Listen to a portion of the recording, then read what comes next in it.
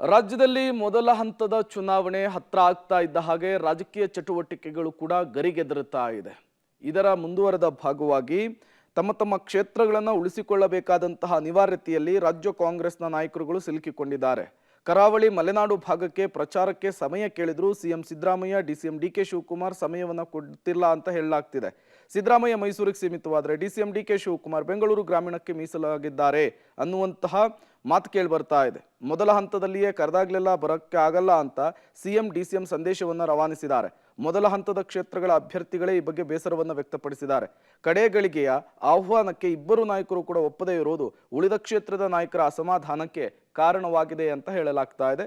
BJP ಮತ್ತು JDS ನಾಯಕರುಗಳ ಸ್ಟ್ರಾಟರ್ಜಿನೇ ಹಂಗಿತ್ತು. ಹಾಗಾಗಿ ಮಂಡ್ಯದಲ್ಲಿ ಎಚ್ಡಿಕೆ, ಬೆಂಗಳೂರು ಗ್ರಾಮಾಂತರದಲ್ಲಿ ಡಾಕ್ಟರ್ ಮಂಜುನಾಥ್ ಅವರನ್ನ ಕಣಕ್ಕಿಳಿಸಿದ್ದು, ಮೈಸೂರಿನಲ್ಲಿ ಯದುವೀರ್ ಅವರನ್ನ ಅಖಾಡಕ್ಕಿಳಿಸಿದ್ದು. ಮೈಸೂರು ಭಾಗದಲ್ಲಿ ಸಿದ್ದರಾಮಯ್ಯನವರನ್ನ, ಮಂಡ್ಯ ಮತ್ತು ಬೆಂಗಳೂರು ಗ್ರಾಮಾಂತರ ಭಾಗದಲ್ಲಿ ಡಿಕೆ ಶಿವಕುಮಾರ್ ಅವರನ್ನ ಸೀಮಿತ ಮಾಡಿ ಬೇರೆ ಕಡೆಗಳಲ್ಲಿ ಬಿಜೆಪಿ ತನ್ನ ಪ್ರಾಬಲ್ಯವನ್ನು ಹೆಚ್ಚಿಸಿಕೊಳ್ಳುವುದಕ್ಕೆ ಮುಂದಾದಂತೆ ಕಾಣಿಸ್ತಾ ಇದೆ. ಬಿಜೆಪಿ ಮತ್ತು ಜೆಡಿಎಸ್ನ ಸ್ಟ್ರಾಟರ್ಜಿ ಇಲ್ಲಿ ವರ್ಕ್ ಆದಂತೆ ಎದ್ದು ಕಾಣಿಸ್ತಾ ಇದೆ.